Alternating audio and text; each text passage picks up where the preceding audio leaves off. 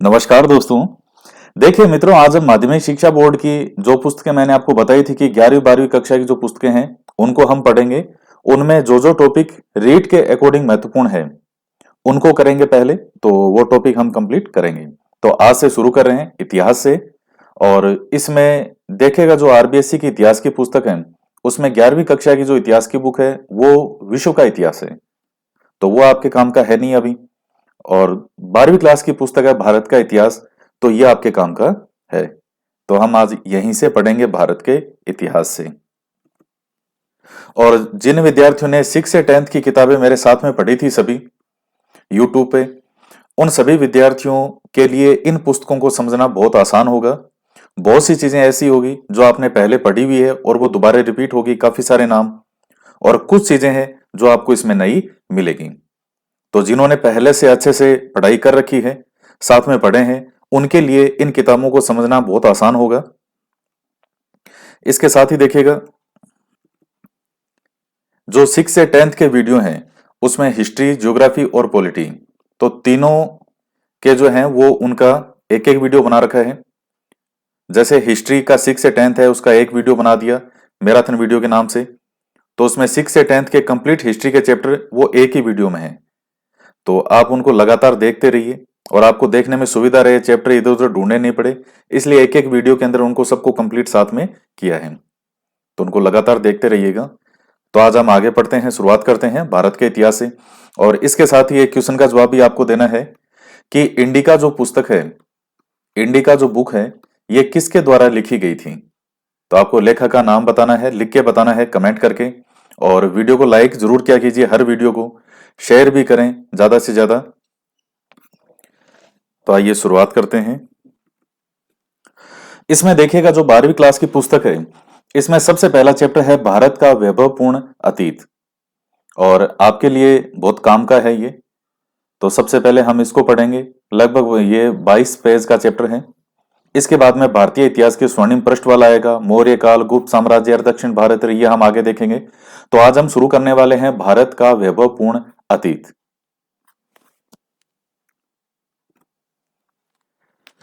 तो अध्याय फर्स्ट, भारत का वैभवपूर्ण अतीत। देखिए, भारत भूखंड एक पूर्ण भौगोलिक इकाई रहा है। विष्णु पुराण में उल्लेख मिलता है कि समुद्र के उत्तर और बर्फीले प्रदेश के दक्षिण में जो प्रदेश हैं उनका नाम भारतवर्ष है, एवं हम सभी भारतीय जो है उसकी संतति हैं। इसका अधिकांश भाग उष्ण कटिबंधीय वातावरण के क्षेत्र में आता है। उत्तर में हिमालय पर्वतीय क्षेत्र है जिसमें बल्ख, बदख्शां, जम्मू कश्मीर, कांगड़ा, टिहरी, गढ़वाल, कुमायूं, नेपाल, सिक्किम, भूटान, असम व हिमालय की ऊंची पर्वत श्रेणियां सम्मिलित है। और पश्चिम में हिंदू कुश, सफेद को है, तुकेमान और किर्थर पर्वत श्रेणियों ने उत्तर से दक्षिण की विस्तृत होकर इसे पश्चिमी क्षेत्र से पृथक किया है। देखिए, भारत भूखंड एक पूर्ण रूप से भौगोलिक इकाई रहा है। तो इस भौगोलिक इकाई का मतलब है क्या, मतलब भौगोलिक इकाई से क्या तात्पर्य है कि जैसे आप भारत के उत्तर में देखते हैं, भारत की जब स्थिति देखेंगे तो ऊपर है हिमालय पर्वत, और इस तरफ आएंगे तो इस तरफ है अरब सागर, इस तरफ है बंगाल की खाड़ी, और दक्षिण में है हिंद महासागर। तो ये तो है ही है। तो ये भौगोलिक इकाई से मतलब है भौगोलिक रूप से जो इस प्रकार से जिसकी स्थिति हो। और अब यहां इस तरफ क्या है, तो ये जो तीन तरफ पानी है ये तो है ही है। हिमालय पर्वत जो ऊपर है तो उसका इन्होंने ये सब लिख दिया, उत्तर में हिमालय पर्वतीय क्षेत्र, इसमें ये पर्वत श्रेणियों के सबके इन्होंने नाम लिख दिए, ये वाला। और अब इसके बाद में ये वाली कौन सी है, हिंदू कुश, सफेद को है, तुकेमान और किर्थर पर्वत श्रेणियां, तो यह है पाकिस्तान से संबंधित। हिंदू कुश तो सबसे ऊपर आएगा, और उसके बाद में दक्षिण की ओर आएंगे तो सफेद को है, फिर तुकेमान जिसको सुलेमान पर्वत श्रेणी भी कहते हैं, और फिर आएगा किर्थर पर्वत श्रेणी। ये थोड़ा सा मैप में आपका दिखाता हूं मैं, पश्चिम में ये पाकिस्तान वाली है ये देखिएगा, ये मैप है। और यहां आप ये देख रहे हैं ये भारत का बना हुआ है, ये भारत की बॉर्डर है। यहां आप ये वाली देखेंगे, इस तरफ ये आती हुई ये बॉर्डर है पाकिस्तान की, तो ये पाकिस्तान है यूं। इधर आ गया अफगानिस्तान। तो हिंदुकुश जो पर्वत श्रेणी वो देखिएगा यहां रही सबसे ऊपर। इसके बाद में दक्षिण की ओर आएंगे तो पाकिस्तान और अफगानिस्तान के बीच में यहां पर आपको मिलेगा सफेद कुआ पर्वत श्रेणी। फिर दक्षिण की ओर तरफ आएंगे तो ये और भी कई हैं। और अभी जो मैंने आपको नाम बताया था तुर्कमेन पर्वत श्रेणी, तो वो सुलेमान रेंज भी कहा जाता है, वो ये हो गया। फिर ये बाकी और भी है, और सबसे लास्ट में है किर्थर रेंज।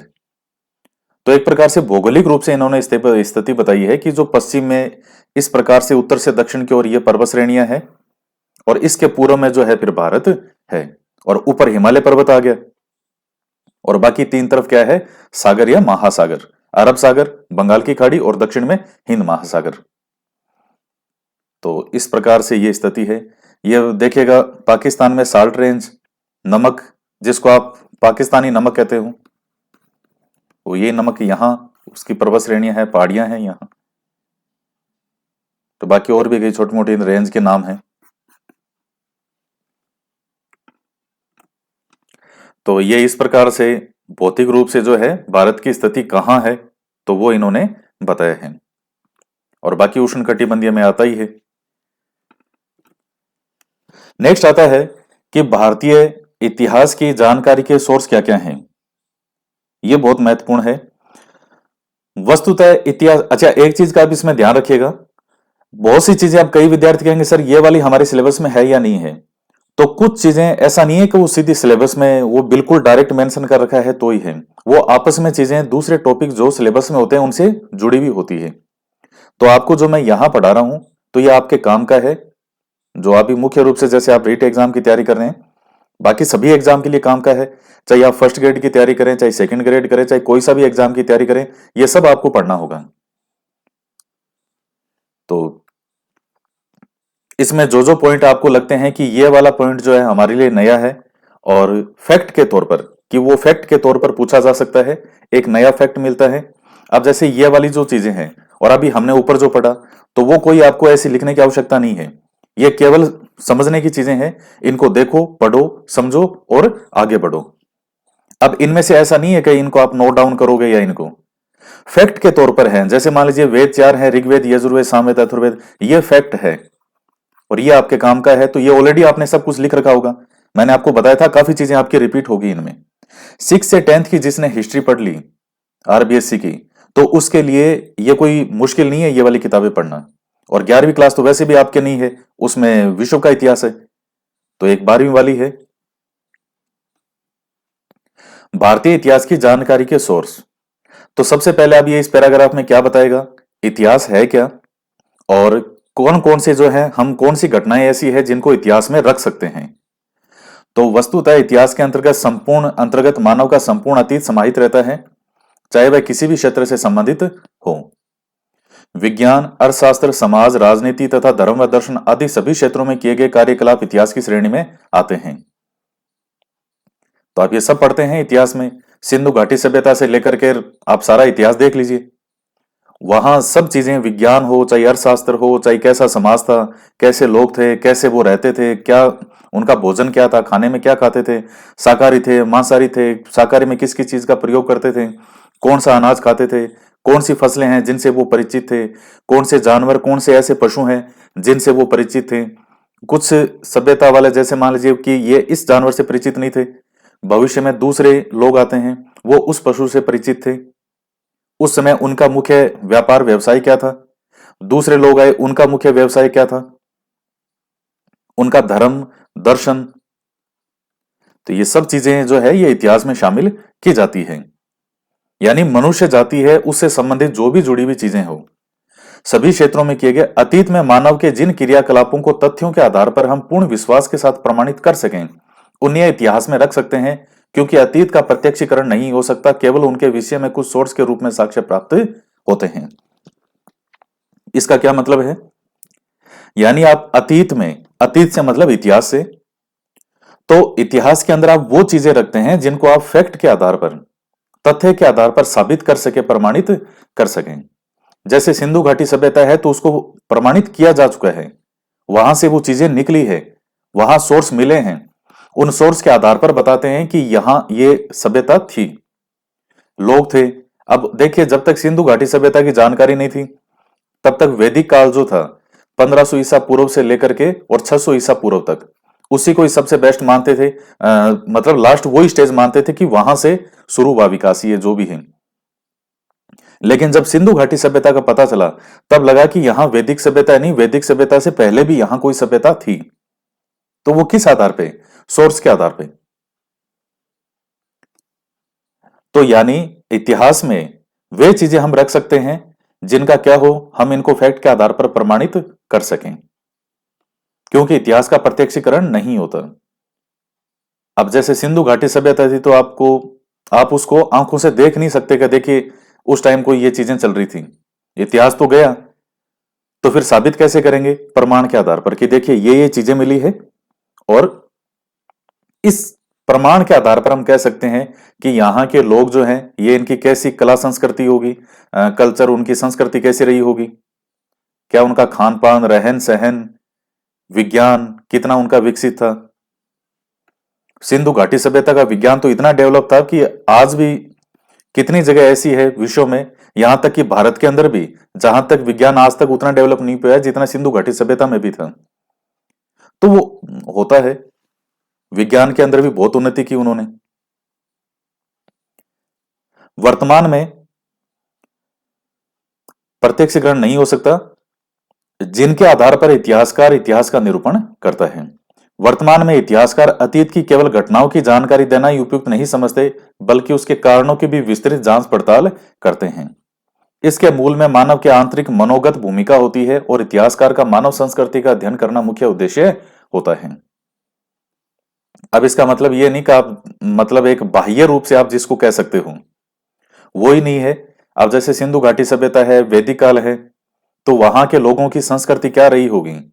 जैसे मैंने आपको बताया सब कुछ, किस प्रकार से लोगों की मनोगत दशा, यानी मन से मतलब है यहां पे, तो किस प्रकार से लोग रहते होंगे, उनका खान पान, रहन सहन, हर चीज आ जाती है इतिहास में। अतीत की गतिविधियों की जानकारी प्राप्त करने के लिए इतिहासकार सभी प्रकार के साधनों को उपयोग करता है। जिन साधनों को इन साधनों को स्रोत, साक्ष्य या प्रमाण कहा जाता है। तो अतीत की गतिविधियों की जानकारी प्राप्त करने के लिए इतिहासकार का क्या करेगा? कुछ साधनों का प्रयोग करेगा, और वो साधन ही क्या कहलाते हैं? स्रोत, साक्ष्य या प्रमाण कहलाते हैं। उन्हीं के आधार पर तो वो ये कहेगा कि इस समय ये चीज होती थी। इन्हीं के आधार पर वह विश्वसनीय विवरण तैयार करता है। इसलिए कहा जाता है कि इतिहास इतिहास की पुनः रचना करता है। तो बिल्कुल सही बात है। अब ये सब कुछ साबित, ये जो इस तरह से जो करते हैं साबित, सबूत के साथ, प्रमाण के साथ, तभी हम कह सकते हैं कि वैदिक काल जो है, तो वैदिक काल से पहले भी कोई था सिंधु घाटी सभ्यता। ये सब कुछ किस आधार पर है? जो भी प्रमाण मिलते हैं उनके आधार पर फिर उनकी जांच की जाती है। अब ऐसा नहीं है कहीं से कुछ भी मिल गया तो कहते हैं बस ये देखो ये मिला है, उसकी जांच की जाती है। फिर बाद में ये कहते हैं कि हाँ देखिए ये चीज है।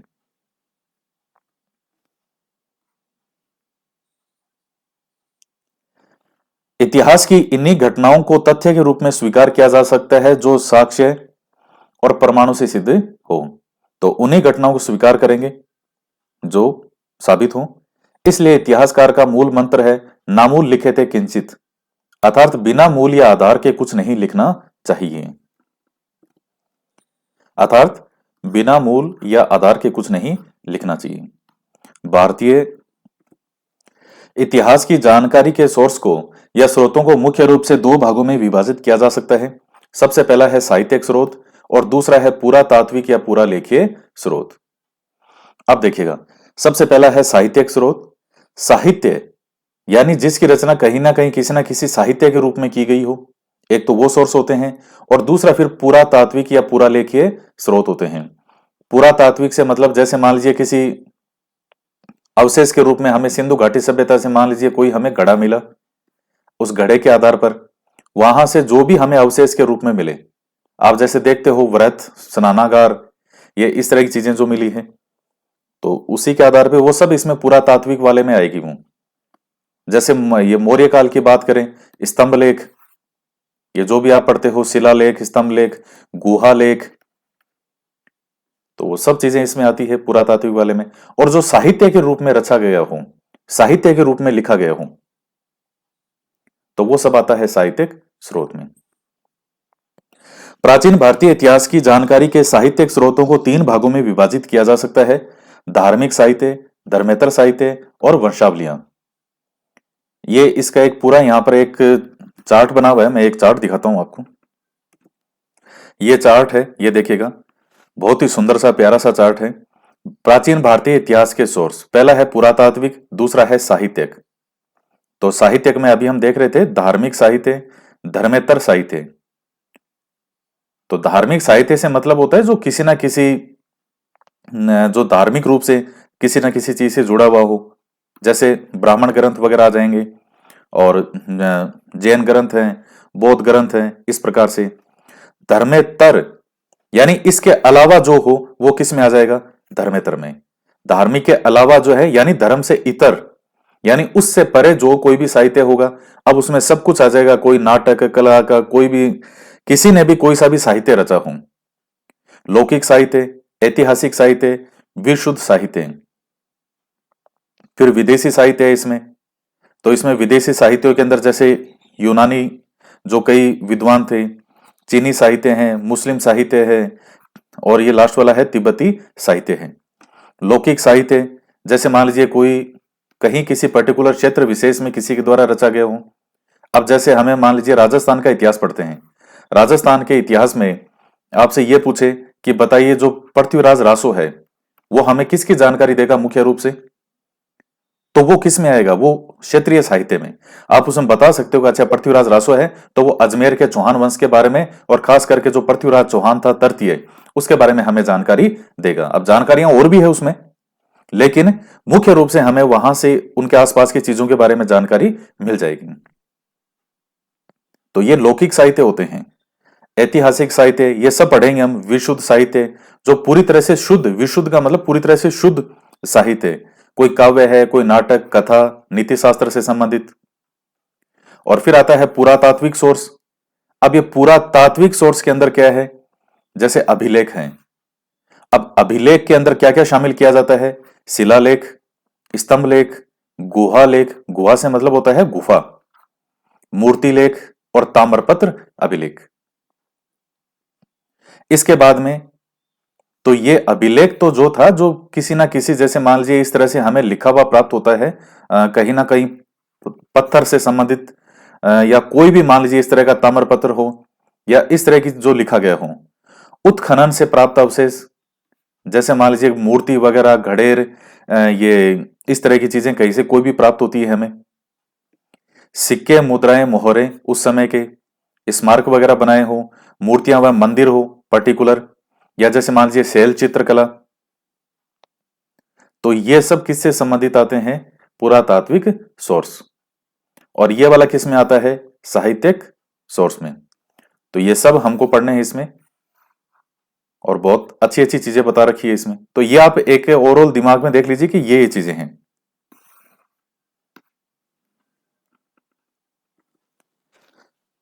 तो साहित्यिक सोर्स मुख्य रूप से तीन भागों में इन्होंने बांटा है। धार्मिक साहित्य, इसमें ब्राह्मण साहित्य, बौद्ध साहित्य और जैन साहित्य जो है इन्होंने शामिल किया है। उसके बाद इससे परे और कौन कौन से हैं? तो फिर ऐतिहासिक ग्रंथ, विशुद्ध साहित्य ग्रंथ, क्षेत्रीय साहित्य, विदेशी विवरण, और फिर है वंशावलियां। आप देखते हैं कि जो भी राजा महाराजा हैं तो उनकी सबकी वंशावलियां प्राप्त होती है। तो उसके आधार पर भी ये आकलन किए जाते हैं कि इस समय अच्छा इतिहास में ये राजा हुए, इसमें ये घटनाएं हुई। तो ये सब साहित्यिक सोर्स में है। अब पढ़ते हैं सबसे पहले धार्मिक साहित्य के बारे में, ये वाला। तो धार्मिक साहित्य में सबसे पहले है ब्राह्मण साहित्य। ब्राह्मण साहित्य में सबसे प्राचीन ग्रंथ जो हैं वो वेद हैं। देखिए ब्राह्मण साहित्य में वैसे मुख्य रूप से आप जो वैदिक काल के दौरान देखेंगे वो चीजें आपको देखने को मिलेगी, यानी 1500 ईसा पूर्व से 600 ईसा पूर्व। तो ये जो है, ये इस टाइम पीरियड में मुख्य रूप से जो है ये साहित्य वगैरह रचे गए ब्राह्मण साहित्य से संबंधित, यानी इसमें वेद वगैरह आ जाएंगे, इनके उपवेद हैं, बहुत सी चीजें हैं इसमें, वेदांग वगैरह, ये सब चीजें आप देखेंगे। मुख्य रूप से ये समय था। बाद में भी इनकी रचना हुई, लेकिन मुख्य रूप से वो समय था। जैसे ऋग्वेद, यजुर्वेद, सामवेद, अथर्ववेद वगैरह आप देखेंगे। ब्राह्मण साहित्य में सबसे प्राचीन ग्रंथ जो हैं वो वेद हैं। वेदों के द्वारा हमें संपूर्ण आर्य सभ्यता और संस्कृति की जानकारी मिलती है। वेद ज्ञान के समृद्ध भंडार हैं। एक चीज का देखिएगा, ये ईसा पूर्व वगैरह लिखते हैं तो इसमें कई विद्यार्थी एग्जाम में इन चीजों का ध्यान नहीं रखते। अभी जैसे रीट एसएसटी के जो यूनिट वाइज टेस्ट पेपर चल रहे हैं, तो उसमें शायद पहला या दूसरा पेपर था, उसमें ये चीज मैंने इस प्रकार से लिखा था कि समय वैदिक काल का समय 1500 ईसा से, मतलब इस प्रकार से पूरा था 1500 ईसा पूर्व से 600 ईस्वी तक। और एक और ऑप्शन था जिसमें 1500 ईसा पूर्व से 600 ईसा पूर्व तक। तो अब सही तो वो था कि 1500 ईसा पूर्व से 600 ईसा पूर्व, लेकिन अब कईयों ने उसमें भी गलती की 1500 ईसा पूर्व से 600 ईस्वी तक। तो ये तो बहुत लंबा टाइम पीरियड चला गया, ईस्वी पूर्व नहीं लिखा है, फिर भी इसको कर दिया सिर्फ 1500 ईसा पूर्व देख के। इस तरह की छोटी छोटी चीजें जो होती है, ये गलतियां बहुत महंगी पड़ती है, बहुत महंगी। तो अलर्ट रह के एग्जाम दें जब भी, इसीलिए ये चीजें हैं। वेद ज्ञान के समृद्ध भंडार हैं। वेदों की संख्या 4 है, ऋग्वेद, यजुर्वेद, सामवेद और अथर्ववेद। तो आपने बहुत बार नाम पढ़े होंगे, और इनमें सबसे प्राचीन वेद कौन सा है? वो है ऋग्वेद। सर्वाधिक प्राचीन ऋग्वेद है जिसमें 10 मंडल हैं और 1028 सूक्त हैं। सूक्त क्या होते हैं? जो मंत्र वगैरह हैं उनको सूक्त कहते हैं। प्रत्येक वेद के 4 भाग हैं, संहिता, ब्राह्मण, आरण्यक और उपनिषद। तो देखिए, जो सबसे पहले हम बात कर रहे हैं कि वेदों की संख्या 4 है। ऋग्वेद, यजुर्वेद, सामवेद और अथर्ववेद। तो वेद तो 4 हैं और प्रत्येक वेद के 4 भाग हैं, संहिता, ब्राह्मण, आरण्यक और उपनिषद। तो सबसे पहले इनमें जो ये संहिता है, इनकी रचना की गई। संहिता का मतलब होता है नियमों का संकलन। आज भी आप देख लीजिए, कई जगह नाम जैसे ये IPC, Indian penal code, CRPC, CPC. तो लास्ट में जो कोड आता है, कोड का मतलब होता है संहिता। संहिता का मतलब होता है नियमों का संकलन। फिर ब्राह्मण, फिर आरण्यक और फिर लास्ट में उपनिषद। तो ब्राह्मण और उपनिषद को जोड़ने की जो कड़ी है बीच में, वो कड़ी के रूप में आता है आरण्यक। क्योंकि ये जो ब्राह्मण, यहां जो ब्राह्मण ग्रंथ है इनसे संबंधित था, यहां जो कर्मकांड वगैरह हैं वो बहुत ज्यादा बढ़ गए थे। फिर धीरे धीरे इसमें सुधार आना शुरू हुआ, और उपनिषद जो है वो पूरी तरह से ज्ञान कांड कहा जाता है उपनिषदों को। उपनिषदों में केवल ज्ञान की बातें हैं।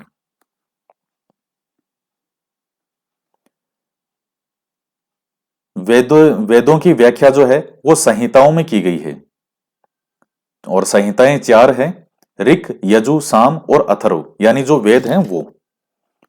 यजुर्वेद में यज्ञों से संबंधित विवरण मिलता है। सामवेद में आर्यों द्वारा गाई जाने वाली सामग्री है। इसमें पूछा भी जाता है कि जिसमें मंत्र जो हैं वो गाए जाते हैं, तो वो कौन सा है? सामवेद। और इसीलिए सामवेद के अंदर जो यज्ञ का संचालन करने वाला जो व्यक्ति होता है उसको उद्गाता कहते हैं। उद्गाता। यजुर्वेद वाला क्या कहलाता है? अधर्व्यु। और जो ऋग्वेद है उसमें जो उसका पूरा संचालन करता है उनको क्या कहते हैं? होर्ता, या ये इस प्रकार से भी लिखा जाता है, होर्ता, होत्रा, होता, ये इस प्रकार से सब नाम आते हैं लिखे हुए। अथर्ववेद की रचना किसने की थी? अथर्वा ऋषि ने। इसमें विषय भी विविध हैं। इसमें ब्रह्म ज्ञान, धर्म, समाज निष्ठा, औषधि, शत्रुओं का दमन, रोग निवारण, तंत्र मंत्र आदि विषय सम्मिलित हैं। किसमें? अथर्ववेद में। इसके उपरांत यज्ञ और कर्म कांड पर आधारित जो साहित्य रचा गया उसको ब्राह्मण ग्रंथ कहते हैं। उसके बाद आरण्यक ग्रंथों में जिनकी रचना ऋषियों द्वारा वनों में की गई दार्शनिक विषयों का विवरण मिलता है, जबकि उपनिषदों में गूढ़ विषयों और नैतिक आचरण नियमों की जानकारी मिलती है। तो आरण्यक के अंदर जो वनों में बैठ करके ऋषियों द्वारा साहित्य रचा गया, और उसके बाद में उपनिषद आता है, तो उपनिषद जो है वो पूरी तरह से ज्ञान कांड से संबंधित है। इसमें आपको जैसे उपनिषद है तो इसमें ये यज्ञ, विधि विधान, हवन, या इस तरह की जो भी चीजें हैं वो आपको उपनिषदों में कहीं नहीं मिलेगी। उपनिषदों में केवल ज्ञान की बात है, केवल ज्ञान। वैदिक साहित्य को ठीक तरह से समझने हेतु वेदांग साहित्य की रचना की गई। अब यह पूछा जाता है कि वेदांग कितने हैं, तो 6 हैं। और ये कई बार पूछ लिया जाता है कि कौन सा वेदांग नहीं है, तो 6 में से 3 नाम दे देगा और चौथा अपनी तरफ से कोई भी जोड़ के दे देगा। तो कौन से हैं वेदांग 6? शिक्षा, कल्प, व्याकरण, निरुक्त, छंद। शिक्षा, कल्प, व्याकरण, निरुक्त, छंद। और छठा है ज्योतिष। तो इन 6 वेदांगों को याद रखें। आयुर्वेद, धनुर्वेद, गंधर्ववेद और शिल्प वेद 4 उपवेद भी हैं, जिनमें चिकित्सा, वास्तुकला, संगीत, सैन्य विज्ञान आदि की जानकारी मिलती है। तो जो 4 वेद हैं उनके 4 उपवेद माने जाते हैं। जैसे सबसे पहला है ऋग्वेद। ऋग्वेद का उपवेद है आयुर्वेद। उसके बाद में दूसरा कौन सा था? यजुर्वेद। उसका उपवेद है धनुर्वेद। तीसरा था सामवेद। सामवेद का उपवेद है गंधर्ववेद। और फोर्थ जो था अथर्ववेद, उसका उपवेद माना जाता है शिल्पवेद। तो ये भी कई बार पूछे जाते हैं कि इनको मिलान कीजिए कि कौन सा किसका उपवेद है। तो ऋग्वेद, यजुर्वेद, सामवेद, अथर्ववेद। और इधर चारों हैं आयुर्वेद, धनुर्वेद, गंधर्ववेद और शिल्पवेद। वेदों के उपरांत विभिन्न ऋषियों द्वारा स्मृति ग्रंथों की रचना की गई। इनमें मनुस्मृति और याज्ञवल्क्य स्मृति प्रमुख है। रामायण व महाभारत महाकाव्य भारतीय इतिहास की जानकारी के अथाह कोश हैं।